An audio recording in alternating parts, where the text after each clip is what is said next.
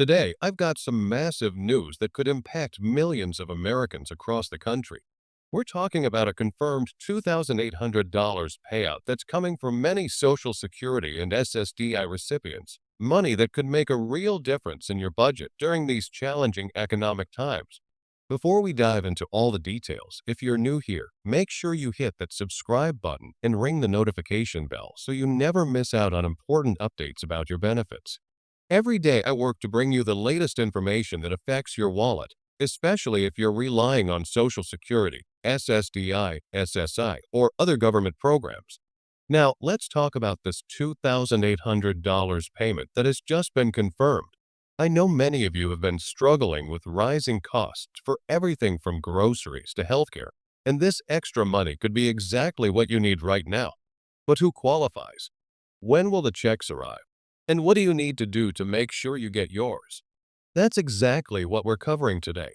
I've spent the last week researching this development, going through official announcements, speaking with experts, and making sure I understand exactly how this will impact real people like you. And I have to tell you, this is one of the most significant updates we've seen in months. Let's start with the basics. What exactly is this $2,800 payment? This amount represents a combination of adjustments and credits that have been approved following extensive advocacy from beneficiary groups and a response to the continuing inflation pressure many Americans are facing. The Social Security Administration has confirmed that these payments will be distributed to eligible recipients in the coming weeks. Now, you might be wondering, am I eligible for this payment? That's a crucial question. The $2,800 is primarily targeted at those receiving both Social Security retirement benefits and SSDI, Social Security disability insurance. If you're currently enrolled in either of these programs, you may qualify for at least a portion of this payment, depending on your specific circumstances. One important factor determining eligibility is your current benefit amount. Those who receive lower monthly benefits are generally prioritized for the larger supplemental payments. This is designed to provide additional support to those who may be struggling the most with current economic conditions. If you're receiving the maximum benefit amount, you might still qualify, but potentially for a reduced supplemental payment. Another key consideration is how long you've been receiving benefits. The payment structure tends to favor long-term beneficiaries, particularly those who have been receiving Social Security or SSDI for more than 2 years. This recognizes the ongoing financial challenges that many long-term recipients face, especially as inflation has eroded purchasing power over time. Many viewers have asked me about the timing of these payments. When exactly can you expect to see the $2,800 hit your account?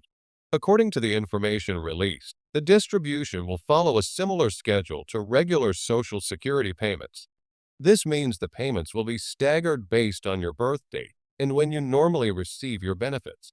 If your birthday falls between the 1st and 10th of the month, you can expect to receive your payment first.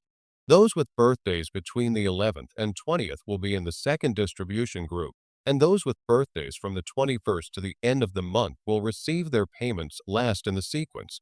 It's worth noting that if you receive your benefits through direct deposit, you'll likely get your payment faster than those who still receive paper checks. The electronic payment system is simply more efficient, and there's no risk of delays in the mail or checks getting lost. Now, I know many of you are probably thinking, do I need to take any action to receive this payment? The good news is that for most eligible recipients, this payment will be automatic.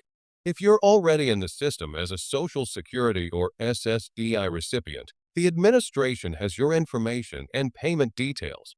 However, there are a few exceptions. If you've recently moved or changed your banking information, you should verify that the Social Security Administration has your current details.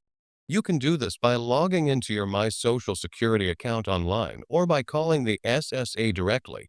It's always better to be proactive than to risk delays in receiving your payment.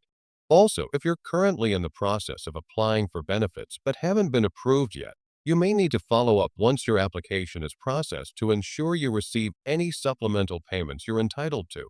The timing here can be tricky, so don't hesitate to contact a representative if you have questions about your specific situation. Let's address another common question I've been getting in the comments. How is this $2,800 payment different from the regular cost of living adjustment, COLA? That's an excellent question. The COLA is an annual adjustment to your regular monthly benefit amount that's designed to help your benefits keep pace with inflation. It's calculated based on changes in the Consumer Price Index. This $2,800 payment, on the other hand, is a supplemental payment that's being provided in addition to the regular COLA. It's meant to address gaps that the standard COLA calculation might not fully cover, particularly for those who are most financially vulnerable. Think of it as an extra boost to help during particularly challenging economic times. Now, let's talk about the impact this payment could have on other benefits you might be receiving. This is important because some benefits are affected by your total income or resources. For SSI, Supplemental Security Income, recipients who also get Social Security or SSDI, this payment shouldn't count as income that would reduce your SSI benefits. The same generally applies to those receiving SNAP benefits, food stamps, Medicaid, or housing assistance. However, it's always a good idea to check with program administrators if you're receiving multiple forms of assistance, just to be sure. Every program has its own rules about how supplemental payments might affect eligibility or benefit amounts. Another question that's been coming up frequently is whether this payment is taxable. Generally speaking, if your combined income, including half of your Social Security benefits plus other income, exceeds certain thresholds, a portion of your Social Security benefits may be subject to federal income tax. This supplemental payment would likely be treated the same way as your regular benefits for tax purposes. For individuals with a combined income between $25,000 and $34,000, up to 50% of benefits may be taxable. If your combined income is more than $34,000, up to 85% of your benefits could be subject to tax. For married couples filing jointly, these thresholds are $32,000 and $44,000, respectively. If your income falls below these thresholds, your benefits, including this supplemental payment, likely won't be taxed at all. I also want to address some misinformation that's been circulating about this payment. Some have suggested that this is a permanent increase to monthly benefits. That's not accurate. This is currently structured as a one-time supplemental payment, not a permanent adjustment to your monthly benefit amount. Others have claimed that you need to call a specific number or fill out special forms to claim this money. That's also generally not true for most recipients, as the payment should be automatic. Now, while we're discussing this important update, let's talk about how to make the most of this additional $2,800 when it arrives. Financial experts recommend several approaches depending on your current situation. If you have high interest debt, like credit card balances, using a portion of this payment to reduce the debt could save you money in the long run by decreasing interest charges. If you don't have an emergency fund, setting aside some of this money for unexpected expenses might provide valuable peace of mind. And if you're struggling with essential expenses like housing, utilities, or medications, this payment could provide some much-needed breathing room in your budget.